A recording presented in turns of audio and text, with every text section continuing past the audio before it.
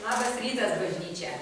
Nebūna pašlovintas mūsų viešpats, kuris yra mūsų tarpe ir kuris mus mokina. Mokina kam gyvenimo, šito naujo gyvenimo. Apšviečia mums žodį, kam, kad mes gyventumėm, kad išeitumėm į laisvę, į platesnę ir gilesnę laisvę. Ačiū viešpačiui. Šiandien už pagrindą bus Jokūbo laiškas. Atsiverskite Jokūbo 1 skyrių nuo 14 eilutės. Atsiverskite. Taip, Jokūbo 1:14 ir 15 paskaitysim. Čia yra už pagrindo šiandieniniam žodžiui, šiandieniniam pamokslui.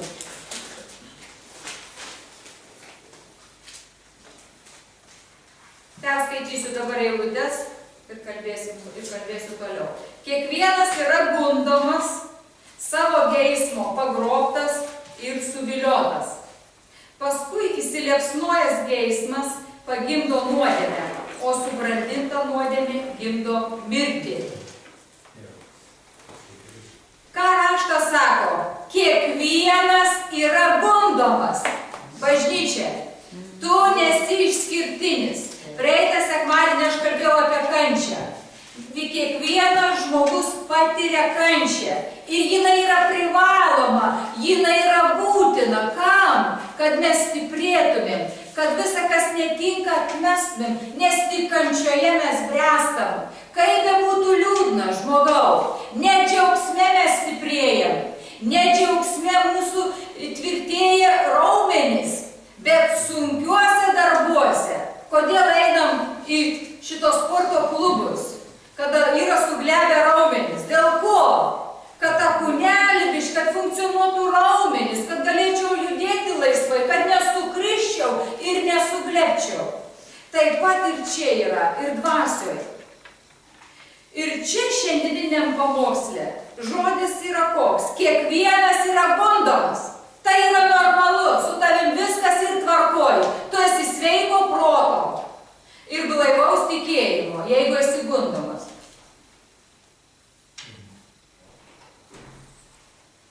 Toliau žiūrėkit, ką raštas sako. Yra gundomas, savo geismo pagrobtas ir suviliotas. Ką tenka kartais girdėti ir kas mums kartais prašmėkštelio mintis kokios.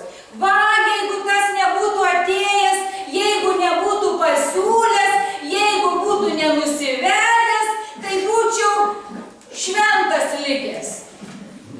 Raštas sako, savo geismo pagrobtas ir suviliotas yra gundomas. Nesvetimo, tu nesi kaimynės ir kaimyno geismo gundomas. Savo geismo esi gundomas ir viliojamas.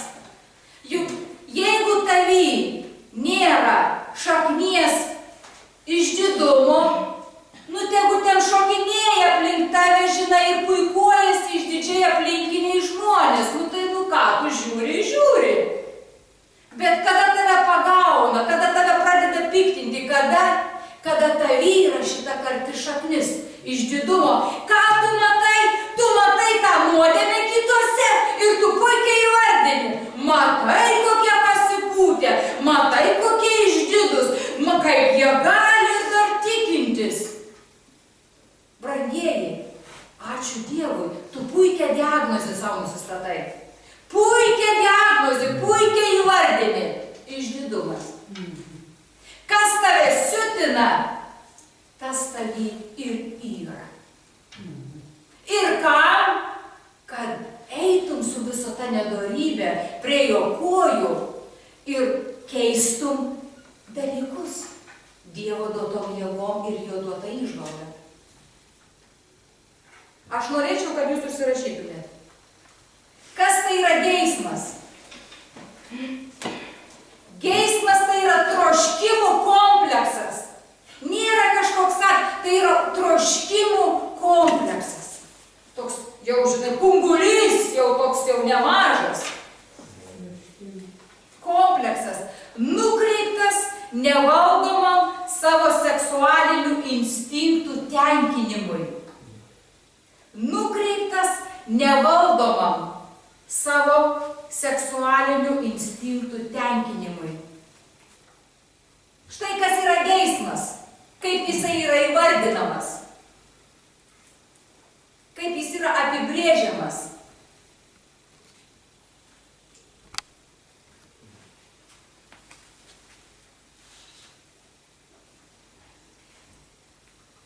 Patirti pagundimus yra žmogiška. Ir raštas sako, kiekvienas patiria pagundimus. Patiriam. Bet yra kita dalis, ką mes darom su tuo.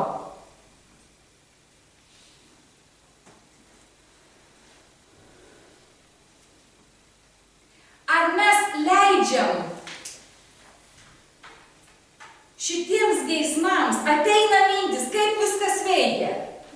Ateina nedoros mintis. Tu užsigeidi kažko. Ateina mintis, staiga, iš niekur, iškyla. Nedoros mintis, tu gali įvardinti. Geismas, užsigeidi turtų svetimo staiga, užsigeidi svetimos moters staiga svetimo. Nesvarbu, nuo iki.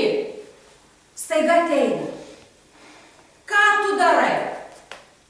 Matai, kaip įdomu.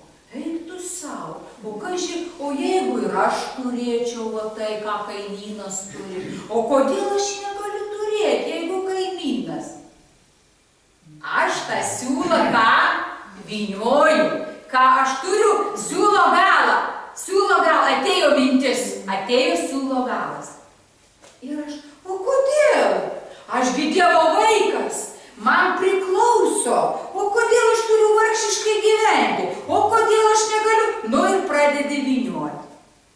Ir mintis, tos audros tavo mintį, pradeda tavo mintis, siūbuoti. Pradeda. Nu gerai, nuramini vėl.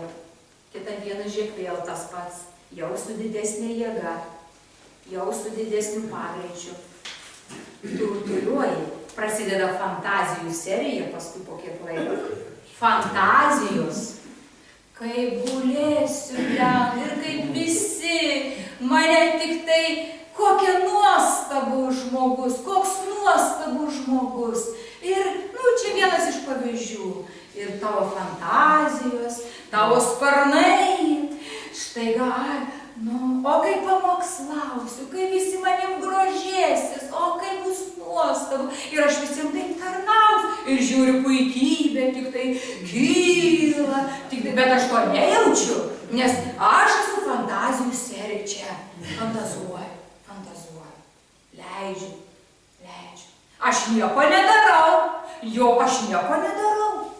Aš tik mąstau. Po savaitės, gal po mėnesio, čia priklauso, kokią zarą užsikrėtei, tiksliau ne ko užsikrėtei, kas pradeda lysti. Gal po metų, gal po 5. Ir staiga tau ateina, susidaro ta palanki situacija, ta palanki, apie kurią tu fantazavai. Ir tu sakai, mano, ir padarai. Iš Dievo įdėdami. Ką mes, kaip tikinti, sakom, von šėtone, ačiū, kad tu man parodei, kur yra mano silpna vieta. Ačiū, sakau, Viešpatie.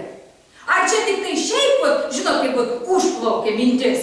Tada von, čia ne mano kaimyno daržas, kad aš geiščiau, čia yra ne mano, man neduot von. O jeigu ta mintis nepalieka, aš sakau, Dieve, dėkoju, tu parodėjai tuos vartus atvirus, per kuriuos piktasis gali mane paimti. Vadinasi, tos durys turi būti ką? Uždarytas. Ir ne šiaip, Jėzus krauliu, ne, tu dirbsi, tu savo, kad tavo širdis išlaisvėtų, tai bus darbas. Nes jeigu tu pamėginsi, išjungi. Tu negali, suprantat, kas yra, neapgaudinėkim savęs. Nieko tokio. O ta mintis, tas blogumas savaičių savaitėm nepalieka. Neignoruok, bet eik su visu tuo šaukdamasis Dievo. Nenustumk į šoną, nieko tokio. Ale, ir dar bus kaip tokio. Praeis laikas ir pasireikš su tokia jėga, kad tave nuneš. Ir nešiai, tu gali, tavo tikėjimas gali susviruoti. Nederamam geismui mes turim ką padaryti? Sutrukdyti, įsiliepsnoti. Nes raštas sako, įsiliepsnoja, užkuria. Ir kol jis neįsiliepsnoja, mes trumpinam. Stop! Ar mes rašto nežinom?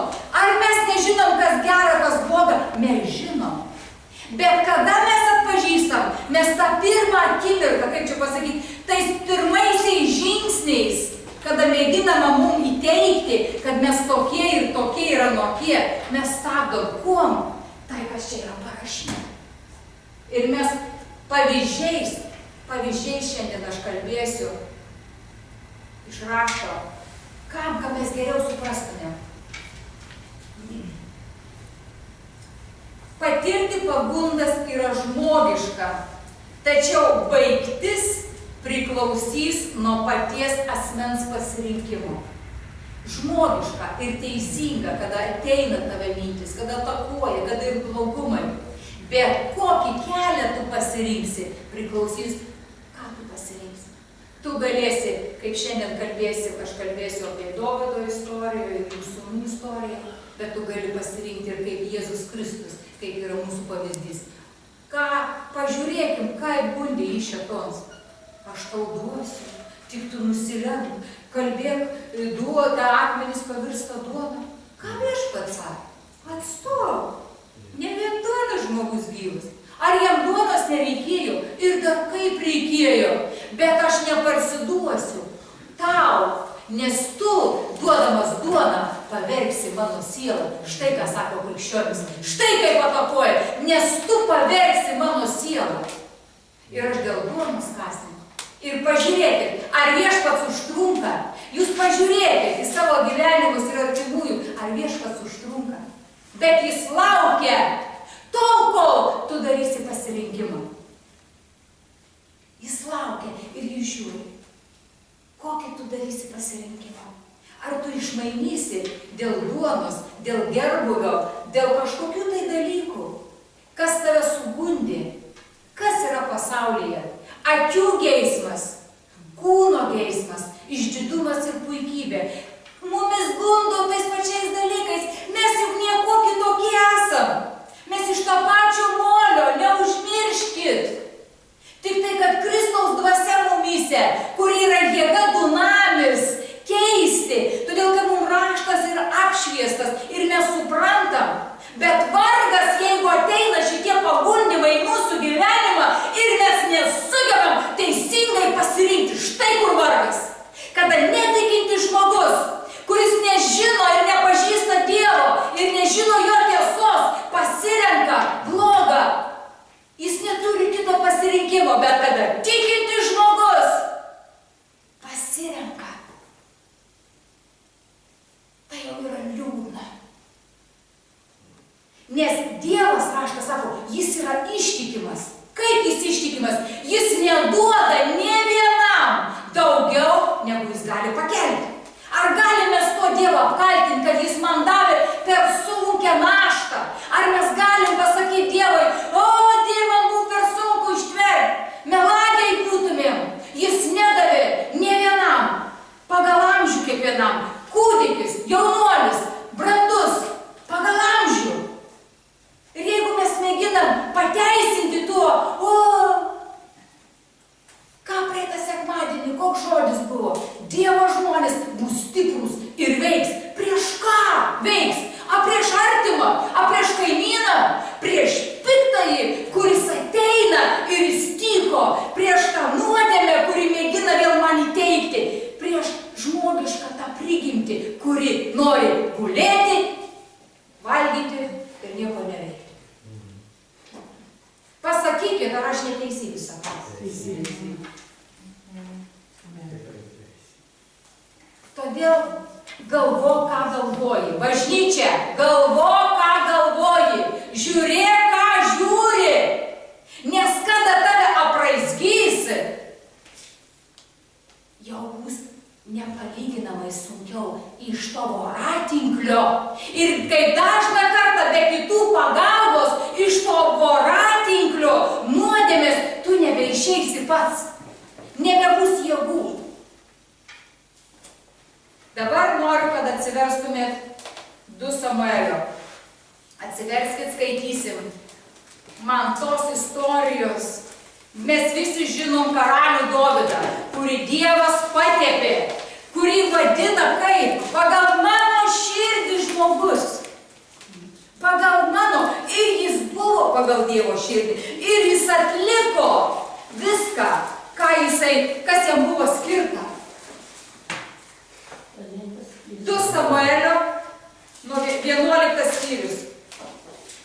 Bet šitos istorijos, kurias skaitysim, galėjo ir nebūti.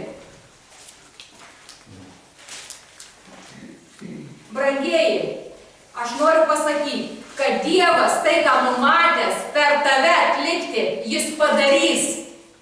Jis padarys. Nebent tu sąmoningai pasakysi Dievui ne. Jis padarys. Taip kaip ir karalius Dovydas. Jis padarė ir įvykdė tai, kas buvo Dievo numatyta. Bet tą istoriją, kurią skaitysim dabar, tą pasirinkimą, kurį jis atliko, turėjo pasekmes ir turėjo kainą. Ir kaina buvo žiauri. Dovydas prarado 3 savo sūnus. Ar reikėjo? Todėl bažnyčia nėra vien tavo reikalas, kaip mes dažną kartą sakau, mano pasirinkimas ir mano reikalas. Tu negyveni vienas ir tu nesi kažkokioj saloj. Tu gyveni šeimoj, tu gyveni tarp artimųjų, su artimaisiais, tu priklausai bendruomeniai. Vadinasi, tai mažiausiai palies 10, 20, 30 ir gal dar daugiau žmonių. Kuo tavo didesnė įtaka, kurią gali padaryti, tuo daugiau žmonių pasieks, palies tavo pasirinkimas. Geras pasirinkimas, šlovė Dievui, blogas pasirinkimas, nuneš ir nušluos. Todėl nemąstyk taip siaurai. Mano reikals, senai nebe tavo reikals. Senai nebe tavo reikals, tai yra Dievo reikals. Jeigu patikėjai Dievui savo gyvenimą, jis ir paėmė. Jis ir už gryną pinigą priėmė. Todėl negalvok taip siaurai. Skaitom istoriją. 2 Samuelio 11:5. Esu kalbėjus apie šitą, bet šiandien gal pradžią. Žiūrėkit. Jo 2 Samuelio 11 nuo 1 eilutės. Žiūrėkit. Pavasarį, kai karaliai, aš greit prabėgsiu, nes esu kalbėjus apie tai. Kai karaliai eina į žygį, Dovydas išsiuntė Joabą drauge su pareigūnais ir visų Izraeliu. Jie nuniokojo Amnoną ir apgulė Rabą, o Dovydas pasiliko Jeruzalėje. Čia yra dalis, kada visi išėjo, karaliai sugalvojo pagulėti namuose. Neiti karą, sugalvojo. Ir be vaikščiodams, ir be sėdams, ir be gulėdams, darė ne tai, ką turėjo daryti. Jeigu būtų išėjus į karą, tos istorijos nieko nebūtų buvę.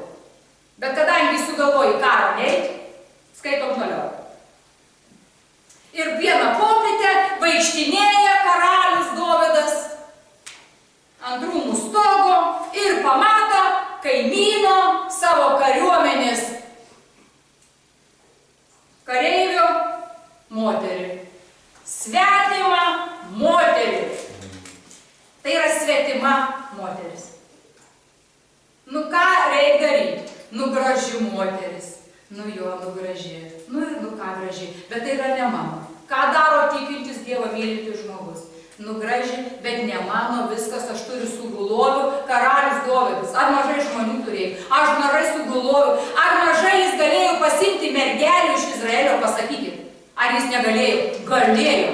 Bet tai buvo svetima moteris, tai buvo kito vyro moteris. Ir toliau skaitom 6, aš specialiai prabėgau jūs namuose pasiskaityti. Ir ne! Nusiunčia pasiuntinius, karalius, nusiunčia pasiuntinius, sužinojo, kas jį tokia yra. Nu gerai, nu sužinojai, nu įsivaizduok, sužinojai, kad čia yra ne tavo. Nu atneši, nu tu nori, ten, vat, nu galvoji, gal verslą prasupsiu, nu pasiunti, sužinai viską, nu ne tavo, nu ne tavo. Nu viskas, ane, nu ką, viešpatie Dieve, ką daro tikinti žmogus, Dieve, nu vat kokį gražiai, bet ne mano, padėk man, nu ir bedavojas Dievui, tikintis Dievą mylintis žmogus. Šiuo atveju karalius Dovydas, ką daro?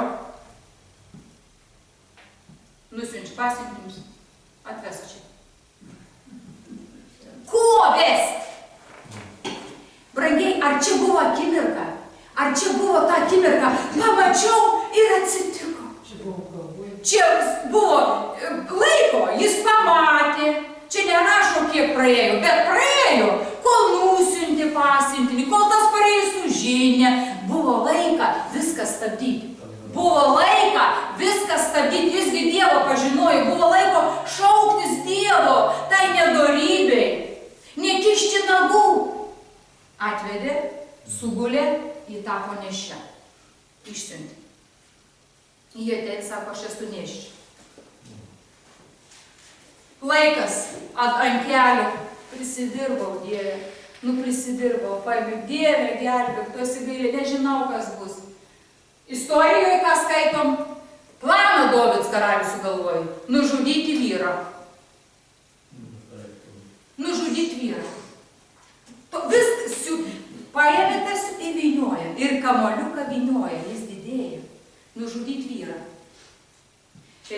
Parvesti, ne, pradžio buvo planas toks. Parvesti vyrą namo, jis suguls su savo žmona, jį pastos, išsisuks. Planas tobulas, tikintysis suka planą.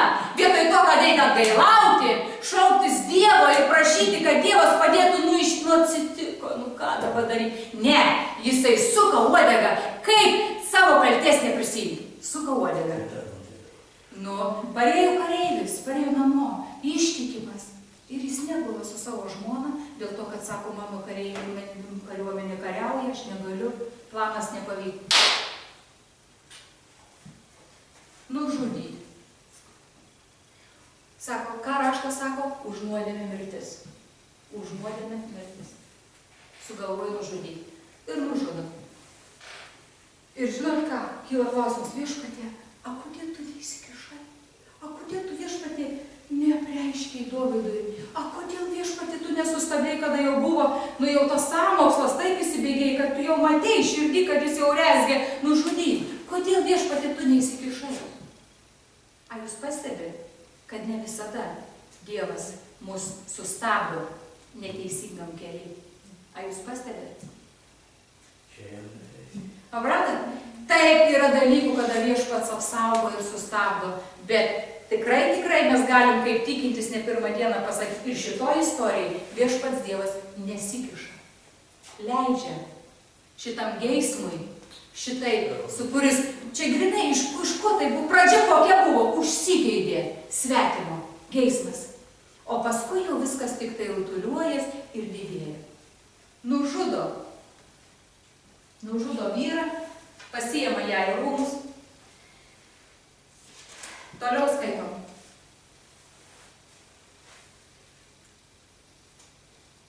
E, 11 skyriaus pabaiga. Čia, kai jau vyras miršta, Urijo žmona aprauda jį.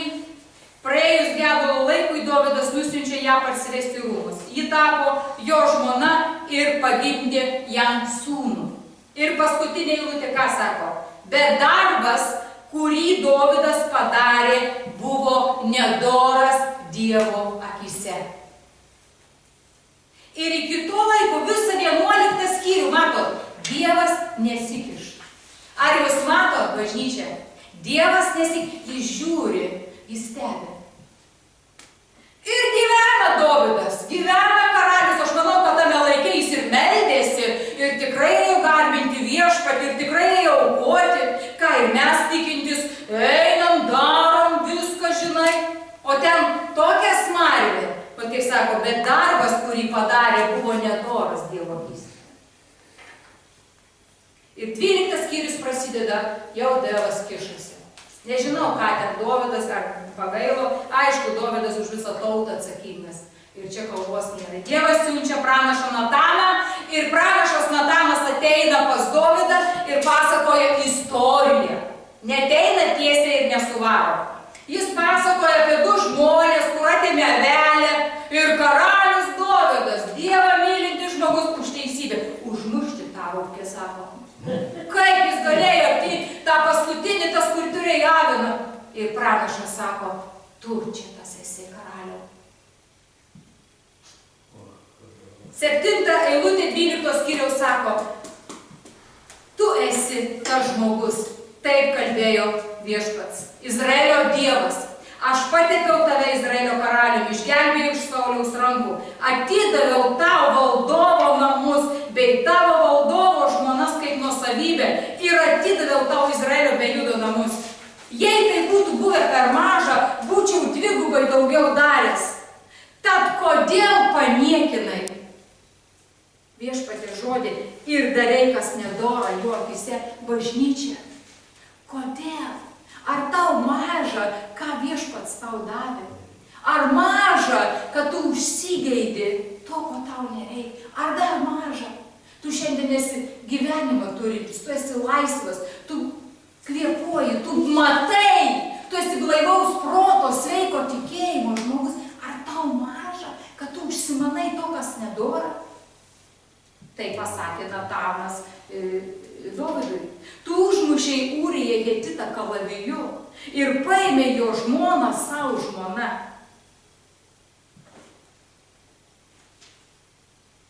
Vienuolikta eilutė. Įdėmiai pasižymėkit ir namuose. Ir štai viešpaties žodis, kuris lydės jį tol, kol įvykdys. Taip kalbėjo viešpats. Tikėk manimi, aš sukelsiu prieš tave piktą tavo namuose. Paimsiu tavo žmonas tavo akyse, duosiu jas tavo artimui ir jis miegos su tavo žmonomis šios saulės akivaizdoje. Tu tai padarei slapta, o aš tai įvykdysiu viso Izraelio akyse ir viešai dienos šviesoje. Tai Dievo žodis. Ir jis pamatysit išsipildys. Nes ne vienas žodis, kuris išeina iš Dievo lūpų, jis negrįžta tuščias, jis įvykdo. Ir čia prieš tai Dovydas atgailauja. Pažiūrėkim, prieš tai Dovydas atgailauja. Ant kelių šaukėsi, išpažįsta nuodėmę. Ir tada tik tai viešpats Dievas jam kalba. Ar matot? Be atgailos, be tavo ir mano atgailos už nuodėmę Dievas nekalba. Jis prieš tai siunčia pranašą Nataną iš begalinio savo gailestingumą, pavyzdžių. Ir jis pasako užmušt ir pranašas sako, tai tu karaliau čia esi tas. Karalius Dovydas galėjo neatgailauti. Ir aš nežinau, kokios būtų pasiekmes. Aš galvoju, kad būtų baigtas. Bet jis puolė ant kelio, atgailavo, atsiprašė. Ir jau kaip ir viskas. Ir čia buvo parašyta, kad sako, viešpats atleido tau. Bet kainą sumokėsi.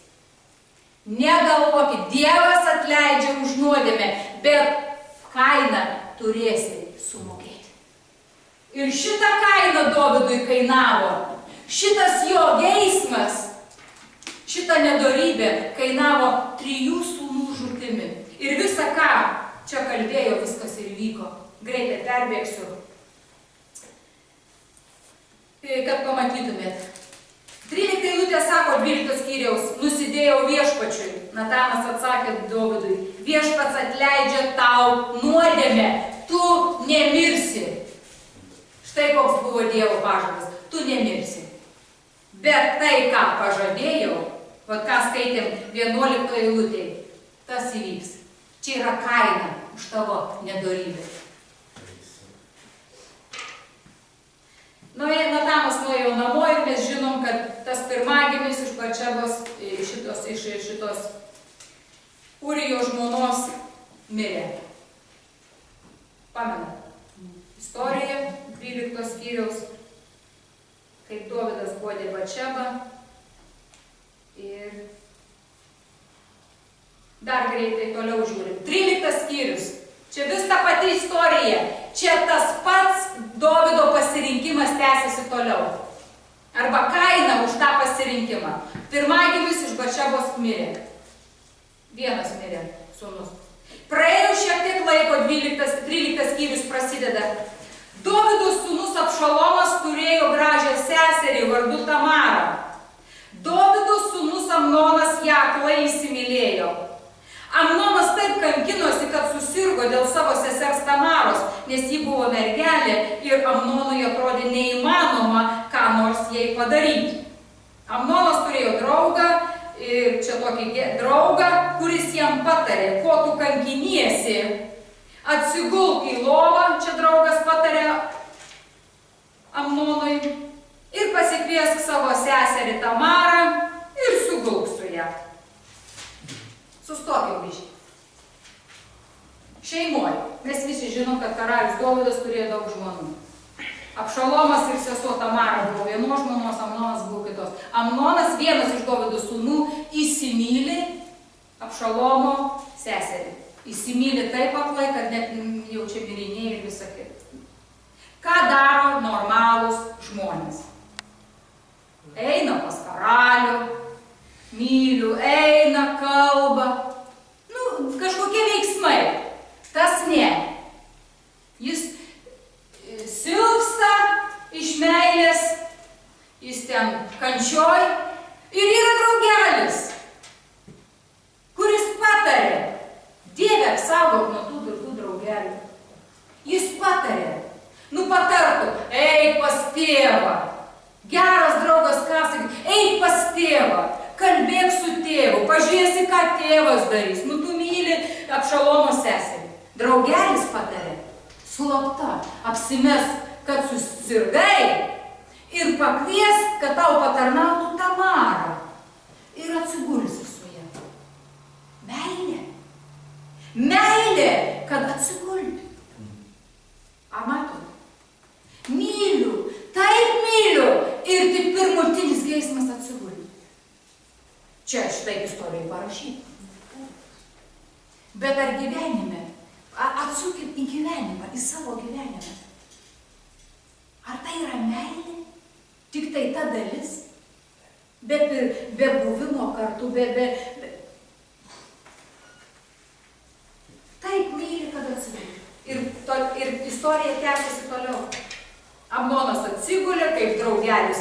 Tad patarė, visa kita atėjo tėvas, čia 13 skyriaus, tėvas, kas tau yra, sūnau, oi, tegu ateina Tamara, iškepa man paplotėlių, karalius vėl, aš nežinau, proto irgi nelabai, jau tėvas turėtų būti išmintingas. Atsiunčia Tamarą, Tamara jam iškepa tų paplotėlių, miegamajame, valgydina jį. Ir žiūrėkit, 11 eilutė 13 skyriaus. Jai paduodant valgyti, Amnonas nutvėrė jai, eikš mano seserie, sugulk su manimi. Jie atsakė, žiūrėkit, dar vienas šauksmas tau sustoti, dar vienas balsas ir garsas. Atsipeikėk, žmogau. Ne, mano broli, neprievartauk manęs. Išrėkė sesuo. Tokie dalykai nedaromi Izraelyje. Nedaryk tokio begėdiško dalyko. Kur aš dingsiu su savo gėda, o tu būsi kaip koks niekšas Izraelyje, tad maldauju pasikalbėti su karalium. Duoda patarimą, mergelė. Eik pas karalių. Ar nejaugi jis atsisakys tau mane atiduoti? Bet jis nenorėjo jos klausyti. Ką geismas sako? Čia ir dabar, jeigu dabar negausiu, mirsiu iš meilės. Jeigu dabar man čia nieks viskas, aš numirsiu.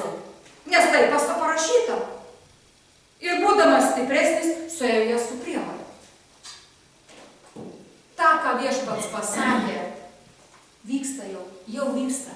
Jau sūnus, duktė išprievartauta. Toliau neskaitysim, bet jūs 13 skyrių paskaitykite toliau namuose. Jis išstumia, jis sugula su ją, paniekina, pažemina ir pradeda jos nekęsti. Ir išstumia, išvaro iš kambario. Ir Tamara, Abšalomo sesuo, išeina užsikniaubus. Ir raštas sako, kad jinai visą gyvenimą liko netekėjus. Sulošintas Tamaros gyvenimas. Raštas sako, kad jinai pasiliko savo brolio namuose Abšalomo ir liko netekėjus. Gyvenimas sugriautas, sužalotas. Karalio Dovydo dukra. Tai čia Tamaros pabaiga. Sutinka savo brolį Abšalomas. Karalius Dovydas, Dieve, kur jo protas, Abšalomas iškart pamato seserį, sako, jis su tavim suguli. Jis tylėk seserė, sako, niekam nieko nekalbėjo. 13 skyriaus 21 eilutė. Apie visą tai išgirdęs karalius Dovydas. Karalius išgirdo, tėvas išgirdo, kaip jo dukterį išniekino sūnus, skirtingų žmonių. Jis išgirdo. Labai įtūžo, nuostabu, teisinga, priemonių reikia imtis. Bet žiūrėkit, yra kablelis ir žodis yra bet. Ar jūs matot? Bet savo sūnaus Amnono bausti nenorėjo, nes mylėjo jį, kadangi tai buvo jo pirmagimis. Galėjo išgelbėti, kaip skaitysim toliau, ir Amnono gyvybę, ir Abšalomo. Karalius įtūžo, bet jis nesėmė jokių priemonių. Jeigu tavo ir mano gyvenime yra paduota, ir už mūsų vaikus, ir už visą yra paduota atlikti veiksmą, tu jį privalai atlikti. Mylėjo jį, ar tai yra meilė? Šitam reikėjo imtis priemonių, aš nežinau kokių, bet atskirti gal į tą, aš nežinau tais laikais kokios buvo priemonės. Bet karalius įtūžo, pasinervavo namuose, paklykavo, ten visą kitą, bet priemonių jis jokių nesėmė, kad sutramdyti šitą Amnoną. Nesėmė, nes mylėjo, pirmagimis, ir čia yra meilė. Bet Abšalomo širdis mezgė, rezgė jau, kaip atkeršyti Amnonai. Nuo tos akimirkos, kai jis pamatė savo seserį Tamarą išniekintą, išprievartautą, Dovydo sūnaus Abšalomo širdį rezgė, jis jau suko keršto planą Amnonai. Jeigu karalius Dovydas būtų ėmėsi kažkokių tai priemonių, aš galvoju, kad ir Abšalomo širdis būtų atsileidus ir visa kita, bet karalius nesijėmė jokių priemonių. Kaip tėvas, jis nesijėmė jokių priemonių. Jis leido šitam blogiui, kaip ir nieko, kaip ir, paklykavo namuose. Bažnyčia, tėvai, mes esam tikrai, kas mums duota, atsakingi. Ir kada reikia, ir botagą pakilnoti. Kada reikia, sėdėsi namuose, nes gyvybę tavo išsaugosiu. Šiuo atveju karalius Dovydas paliko. Praslinkus 2 metams Abšalomas rengėsi kirpti avis, 23 eilutė, ir jis nueina pas karalių, kad sukviesti visus brolius ir baliavos ir švęs. Ir žiūrėkit 28 eilutė, ką Abšalomas pasako savo tarnams. Kai Amnonas jį gers, kai bus linksmas, jį užpulkit ir nužudykit. Praėjo 2 metai, matot, niekur šitas keršto planas jis nedingo, jis neišgaravo, laikas jo neišdildė, jis neatsileido kažkaip, laikas išgydys, čia ne ta vieta, kur laikas išgydys. Čia buvo jau keršto planas, nes priemonių nebuvo jokių imtasi prieš Amnoną, kad sudrausminti, kad parodyti, kad karalius yra prieš tokius dalykus.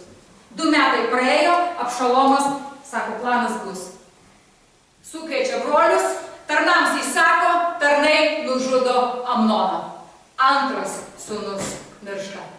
Abšalomas išsigandęs, kad tėvo bausmės pabėga. Ir karalius Dovydas kaip ir trečią sūnų praranda, nes jis pabėga. Ir toliau mes istorijai žinom, kas vyko. Abšalomas sukilo prieš tėvą. Jis, kada tėvas atsileido ir norėjo jau jį grąžinti namo, ir jis grįžo atgal į Jeruzalę, jis atskirai gyveno visą kitą. Bet jo planas, pažiūrėkit, ką daro piktasis mūsų širdį, kada nėra sutvarkyti reikalai, kaip jis rezgė. Jis sukilo prieš tėvą. Kodėl jis sukilo prieš tėvą? Todėl, kad tėvas nesiėmė jokių priemonių prieš juos, kada jos sesuo buvo išniekinta.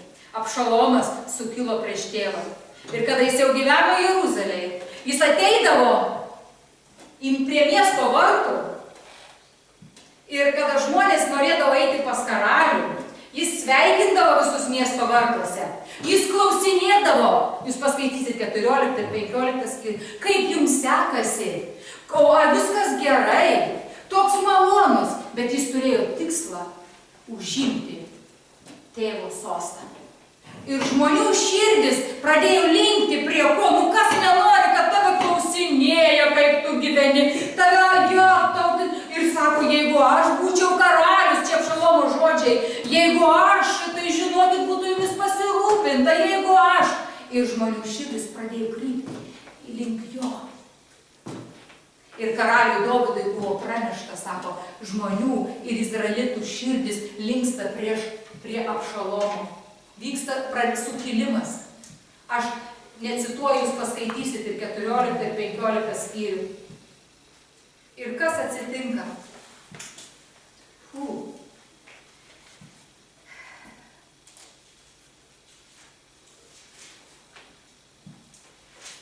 15 skyrius 2 Samuelio, va čia yra, kad jis įsigijo vežimų, įsigijo turtų ir pradėjo čia vartuose sėdėti ir žmonių širdis pradėjo į Abšalomą ir prie jo linkti. Ir tada 15 skyriaus 13 eilutė. Paskaitykim. Pasiuntinys atėjo pas Dovydą ir tarė, izraelitų širdis pakrypo į Abšalomą. Tada Dovydas visiems savo dvariškiams buvusiems su juo Jeruzalėje tarė, bėkime tuoj pat, antraip ne vienas mūsų neišsigelbės nuo Abšalomo. Skubėkite. Karalius Dovydas, kuris Dievo patektas ir pagal pažadą ir patvirtintas, jis turi palikti viską ir bėgti nuo ko? Nuo savo artimo, tą, ką viešpats pasakė, sukelsiu ir sukiršinsiu tarp tavo artimųjų. Ir jis turi bėgti nuo savo sūnaus. Ir čia paskaitysit šitą 15, bet aš dar iš 30 eilutę. Bėkim ir karalius su savo tarnais išbėga, bet palieka, žinot, ką jis palieka? Palieka saugoti rūmus. 16 eilutė. Karalius leidosi į kelionę lydimas visos savo šeimynos, išskyrus 10 sugulovių, kurias karalius paliko rūpintis rūmais. Paliko dalį sugulovių, 10 jis palieka, kad rūpintis rūmais.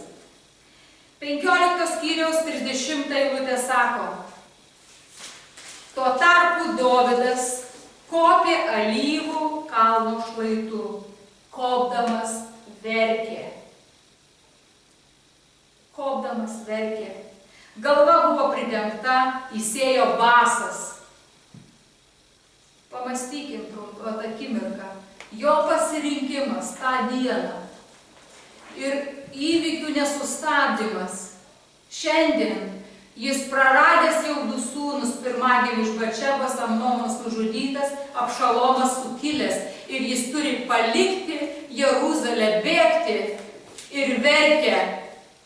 Ir basas išvarytas. Visi žmonės buvę su juo prisidengė galvas ir kopdami verkė. Dovydo pasirinkimas, akių geismas, užsigeidė kūno geismas, čia ir dabar.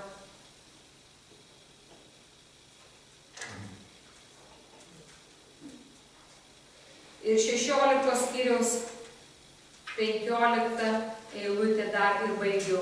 Žinau, kad šiandien daug, bet labai taip viskas į vieną sueina.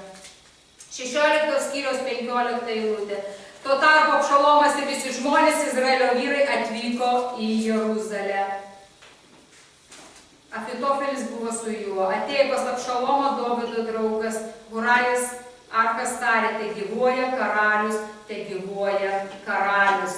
Žodžiu, Abšalomas Jeruzalei, jis įsitvirtina. Ir 20 eilutės sako, tada Abšalomas tarė Ahitofeliui, čia patarėjui, kuris tarnavo ir Dovydui, ir jis su Abšalomu nuėjo. Apsvarstykit, ką mums daryti. Abšalomas klausė patarimo. Ahitofelis atsakė Abšalomui. Klausykit. Sueik su savo tėvo sugulovėmis, jo paliktomis rūpintis rūmais, kad visas Izraelis išgirstų, jog išdrįsai užsitraukti savo tėvo pyktį ir sustiprėtų visų tave remiančių rankos. Ant stogo Abšalomui buvo pastatyta palapinė. Ir Abšalomas suėjo su savo tėvo sugulovėmis viso Izraelio akyse. Koks buvo viešpaties ištartas žodis? Ką viešpats kalbėjo? Kad sako, tu darei slaptoj tą nuodėmę, o čia bus visų akyse. Ir tai ir įvyko. Visų akyse buvo pastatyta palapinė ir jis įėjo kam, kad paniekinti savo tėvą.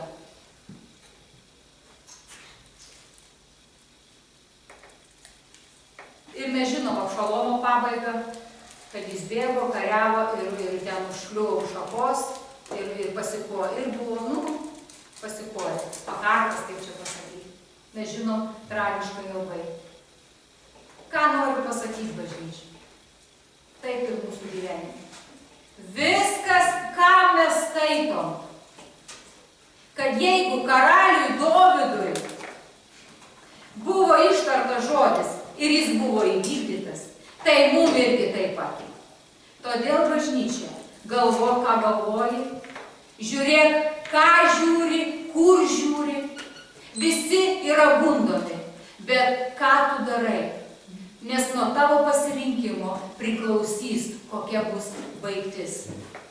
Dėkojam tau, viešpatie Dieve. Amen.